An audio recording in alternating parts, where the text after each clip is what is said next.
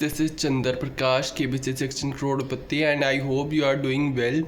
आज की वीडियो में मैं बात करूंगा कि कैसे आपको 23 अगस्त का ऑडिशन देना है, कैसे आपको फॉर्म फिल करना है और लास्ट में मैं आपको कुछ मॉक क्वेश्चंस दूंगा और अगर आप इन मॉक क्वेश्चंस को सॉल्व कर लेते हो तो इसका मतलब आपकी तैयारी अच्छी चल रही है। मेरी वीडियो को ज़्यादा से ज़्यादा शेयर करना, मेरे चैनल को सब्सक्राइब कर लेना ताकि ज़्यादा से ज़्यादा लोगों तक इसका बेनिफिट पहुँचे।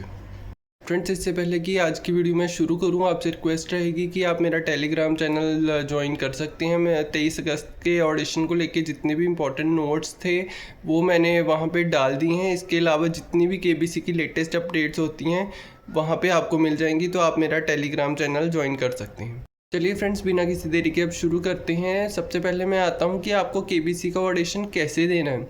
सबसे पहले आपको उनको अपना मोटिव बताना है कि आप क्यों KBC में आना चाहते हैं।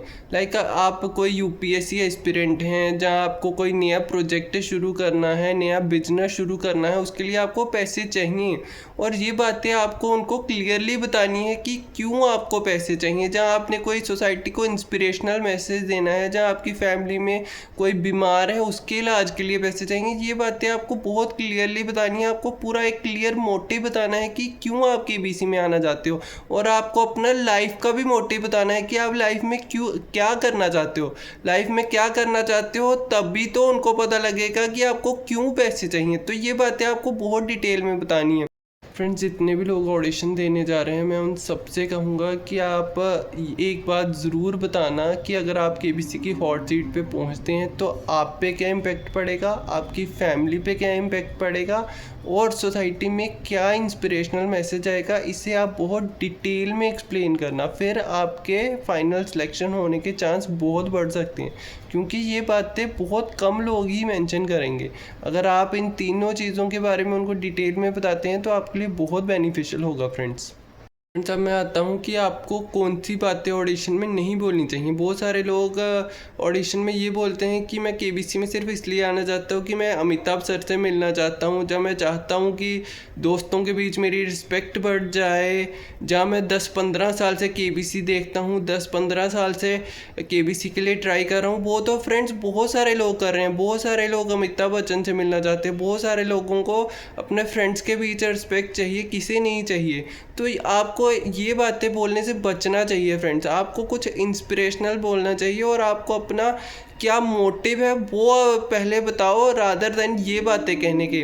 और एक सजेशन मैं और दूंगा, अपनी लाइफ से अमिताभ सर का कोई डायलॉग रिलेट करो। अगर आपने अमिताभ सर की मूवीज़ देखी हैं तो उनका कोई डायलॉग अपनी लाइफ से रिलेट करो कि उनका ये डायलॉग मेरी लाइफ पे फुल्ली फिट बैठता है। तो कुछ ऐसी हटके चीज़ें बोलो, कुछ नई चीज़ें बोलो। ये तो सबको पता है कि आप अमिताभ बच्चन से मिलना चाहते हो, जहाँ आप 10-15 साल से KBC देखते हो। बहुत सारे लोग बोलते हैं, but in my opinion it is a negative point. तो आपको ऐसी बातें बोलने से बचना चाहिए। फ्रेंड्स, अब मैं आता हूँ फॉर्म पे, बट आप सबसे एक रिक्वेस्ट करूँगा कि आप ऑडिशन में जाने से पहले मेरी ये वीडियो ज़रूर देख के जाना। इस वीडियो में मैंने बहुत डिटेल में बताया है कि मैंने अपना फॉर्म कैसे फिल किया। इस वीडियो में मैंने आपको अपना फॉर्म भी बताया और उसमें क्या क्या इन्फॉर्मेशन मैंने फिल की है वो सब मैंने आपको बहुत डिटेल में बताया है। तो आप सबसे रिक्वेस्ट रहेगी कि आप जब 23 अगस्त का ऑडिशन देने जाओ उससे पहले आप मेरी ये वीडियो ज़रूर देख के जाना। बट फिर भी फ्रेंड्स, मैं इस वीडियो में आपको कुछ इंपॉर्टेंट टिप्स दे देता हूँ कि आपको कैसे फॉर्म भरना है। सबसे पहले तो एक वहाँ क्वेश्चन पूछा होगा कि what amount of money can entirely change your life. और बहुत सारे लोग क्या करते हैं, वहाँ लिखते हैं 1 करोड़ जहाँ 50 लाख। फ्रेंड्स, ये बहुत बड़ी अमाउंट है। 1 करोड़ 50 लाख ये बहुत बहुत बड़ी अमाउंट होती है। तो ये एक नेगेटिव इंप्रेशन क्रिएट करेगा इन माय ओपिनियन। आपको एक जेन्युइन अमाउंट लिखनी चाहिए, जितनी आपको ज़रूरत है इतना ही लिखना चाहिए। ये आपको नेगेटिव इम्पैक्ट क्रिएट करता है जब आप 1 करोड़ लिखते हो, जब 50 लाख। ये एक लालची करैक्टर शो करता है आपका। तो इन माय ओपिनियन आपको एक जेन्युइन अमाउंट लिखनी चाहिए। मैंने तो इनफैक्ट कोई अमाउंट लिखी भी नहीं थी, मैंने बस ये लिखा था कि बस इतनी मनी मिल जाए जिससे मैं अपना हेल्थ का मतलब ट्रीटमेंट करवा पाऊँ और जितने भी मेरे हेल्थ इश्यूज हैं वो सॉल्व हो जाए। तो आपको भी कुछ ऐसा ही लिखना चाहिए। अगर आपने अमाउंट लिखनी है लिखो, बट एक जेन्युइन अमाउंट लिखो जिससे आपकी सारी ज़रूरतें पूरी हो जाए। 1 करोड़ एक बहुत बड़ी अमाउंट है और वो आपका एक लालची करैक्टर शो करता है। फ्रेंड्स, जो केबीसी की बुकलेट होती है उसमें आपको आपकी हॉबीज़, आपके स्ट्रॉन्ग सब्जेक्ट्स पूछे होते हैं और बहुत सारे लोग इसे बहुत लाइटली लेते हैं और वो कुछ भी लिख देते हैं। बट मैं आपको बता दूं कि जब आपकी केबीसी में सिलेक्शन होगी तो जो आपके क्वेश्चंस फ्रेम किए जाएंगे वो इसी के बेसिस पे फ्रेम किए जाएंगे। तो आपको ये सेक्शन बहुत ध्यान से लिखना है वहाँ, और आपको वही सब्जेक्ट मेंशन करने हैं जिसमें आप सबसे ज़्यादा स्ट्रॉन्ग है। ये नहीं कि बस मुझे हिस्ट्री में इंटरेस्ट है और मैं साइंस पे लिख के आ जाऊँ, अपने आप को ज़्यादा इंटेलिजेंट शो करने के चक्कर में मैं लिख दूँ मैं फिज़िक्स में भी अच्छा हूँ, मैं हिस्ट्री में भी अच्छा हूँ। बस आपको कुछ ही सब्जेक्ट, अगर आप 2 सब्जेक्ट में अच्छे हो तो आप 2 ही लिखो, 4 मत लिखना, बट वही लिखना जिसमें आप अच्छे हो।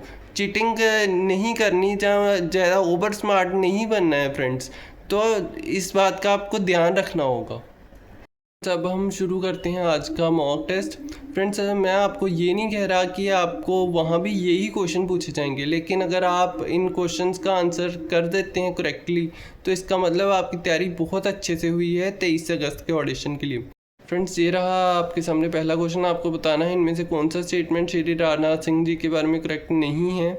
फर्स्ट है former CM of UP, second MP from Kanpur, third defence minister, या fourth former national president of BJP. आपको बताना है इनमें से कौन सा स्टेटमेंट करेक्ट नहीं है। फ्रेंड्स, इसका करेक्ट ऑप्शन है option B, MP from Kanpur. ये स्टेटमेंट इनकरेक्ट है। राजनाथ सिंह जी एमपी लखनऊ से हैं, ना कि कानपुर। तो फ्रेंड्स, ये रहा अब आपके सामने दूसरा क्वेश्चन। आपको बताना है मुस्लिम लीग का फॉर्मेशन किस शहर में हुआ था। आपके पास 4 ऑप्शन है। Option A Chittagong, option B Karachi, option C Dhaka, या ऑप्शन डी लाहौर। तो फ्रेंड्स, इसका करेक्ट आंसर होगा ऑप्शन सी ढाका। ढाका में मुस्लिम लीग की फॉर्मेशन हुई थी 1906 में, तो ये बात याद रखना। फ्रेंड्स, तीसरा क्वेश्चन है ट्रीटी ऑफ सागौली किसके बीच साइन की गई थी। आपके 4 ऑप्शन है। Anglo Maratha, option B Anglo Mysore, option C Anglo Nepal, या ऑप्शन डी एंग्लो बर्मा। तो फ्रेंड्स, इसका करेक्ट आंसर होगा ऑप्शन सी एंग्लो नेपाल। ये ट्रीटी ब्रिटिशर्स और नेपाल के बीच साइन की गई थी। तो फ्रेंड्स, ये रहा अब आपके सामने चौथा क्वेश्चन है कि इनमें से किस देश ने प्रधानमंत्री मोदी को बिनतैंग अधिपूर्णा अवार्ड से सम्मानित किया। आपके 4 ऑप्शन हैं। जापान, थाईलैंड, मलेशिया, या इंडोनेशिया। तो फ्रेंड्स, इसका करेक्ट आंसर होगा ऑप्शन डी इंडोनेशिया। आपको याद होगा recently prime minister Modi Indonesia दौरे पे गए थे और वहाँ इनको ये अवार्ड मिला। फ्रेंड्स, ये रहा अब आपके सामने 5वां क्वेश्चन। आपको बताना है इनमें से कौन सा स्टेटमेंट मीराबाई चानू के बारे में इनकरेक्ट है, यानी सही नहीं है। आपके 4 ऑप्शन हैं। ये ओलंपिक सिल्वर मेडलिस्ट हैं। ऑप्शन बी, ये असम में पैदा हुई थी। ऑप्शन सी, ये एक वेट लिफ्टर हैं। और ऑप्शन डी, ये एक पद्मश्री अवार्डी हैं। तो फ्रेंड्स, इसका करेक्ट आंसर हो जाएगा option B, born in Assam. ये स्टेटमेंट इनकरेक्ट है। मीराबाई चानू मणिपुर में पैदा हुई थी, ना कि असम में। फ्रेंड्स, चलिए बढ़ते हैं 6वें क्वेश्चन पे। 6वां क्वेश्चन है कि भारत की सबसे बड़ी फ्रेश वाटर लेक कौन सी है। आपके 4 ऑप्शन है। वूलर लेक, पुलिकत लेक, डल लेक, या कुलेरू लेक। तो फ्रेंड्स, इसका करेक्ट आंसर हो जाएगा ऑप्शन ए वूलर लेक, जो कि कश्मीर के गांदरबल में है और ये भारत की सबसे बड़ी फ्रेश वाटर लेक है। ये रहा अब आपके सामने 7वां क्वेश्चन। आपको बताना है इनमें से किस देश में आपको आंतवर्प नाम का शहर मिलेगा। Option A Switzerland, option B Belgium, option C Netherlands, या ऑप्शन डी डेनमार्क। तो फ्रेंड्स, इसका करेक्ट आंसर हो जाएगा ऑप्शन बी बेल्जियम। बेल्जियम में आपको ये आंतवर्प नाम का शहर मिलेगा। याद रखना, बेल्जियम की कैपिटल ब्रसल्स है। फ्रेंड्स, ये रहा अब आपके सामने 8वां क्वेश्चन है कि इनमें से किसने डॉक्ट्राइन ऑफ लैब्स लाई थी। आपके 4 ऑप्शन है। Option A Lord Curzon, option B William Bentinck, option C Lord Dalhousie, option D Lord Auckland. तो फ्रेंड्स, इसका करेक्ट आंसर हो जाएगा ऑप्शन सी लॉर्ड डलहौजी, जिन्होंने डॉक्ट्राइन ऑफ लैब्स 1848 में लाई थी। तो फ्रेंड्स, ये रहा अब आपके सामने 9वां क्वेश्चन। आपको बताना है रुद्रवर्मन वन किस डायनेस्टी के शासक थे। आपके 4 ऑप्शन हैं। गुप्ता, कन्नवा, शाखा, या इंडो ग्रीक। तो फ्रेंड्स, इसका करेक्ट आंसर होगा ऑप्शन सी शाखा डायनेस्टी। रुद्रवर्मन वन शाखा डायनेस्टी के शासक थे। फ्रेंड्स लास्ट क्वेश्चन आपके लिए एक होमवर्क क्वेश्चन है। आपको मुझे कमेंट करके बताना है कि ये किस देश की प्रधानमंत्री हैं। फ्रेंड्स आई होप कि आपको काफ़ी हद तक चीज़ें क्लियर हुई होंगी कि कैसे आपको बुकलेट भरनी है और कैसे आपको ऑडिशन देना है। और आप मुझे कमेंट करके बताना कि 10 में से आपके कितने क्वेश्चन करेक्ट हुए। और आपसे फिर मैं एक रिक्वेस्ट करूंगा कि मेरे टेलीग्राम चैनल को ज्वाइन कर लेना। और आप में से किसी की भी KBC फास्टर फिंगर फर्स्ट के लिए कॉल आती है तो आप मेरे से कनेक्ट कर सकते हैं। मैं आपको बहुत अच्छे से गाइड कर सकता हूँ कि आपको कैसे लास्ट दिनों में तैयारी करनी है, कैसे आपको वहाँ अपनी नर्वसनेस पे कंट्रोल रखना है। मैं आपको डिटेल में गाइड करूँगा, मैं आपसे खुद बात करूँगा और आपकी डिटेल किसी के साथ शेयर नहीं की जाएगी। तो आप मेरे से कनेक्ट कर सकते हैं। और फिर से एक और रिक्वेस्ट करता हूँ कि आप 23 अगस्त के ऑडिशन में जाने से पहले मेरी बुकलेट वाली वीडियो ज़रूर देखना, आपके लिए बहुत बहुत हेल्पफुल होने वाली है। फ्रेंड्स लास्ट में अगर मेरी वीडियो पसंद आई हो तो please do like share and subscribe to my channel and thank you friends for watching।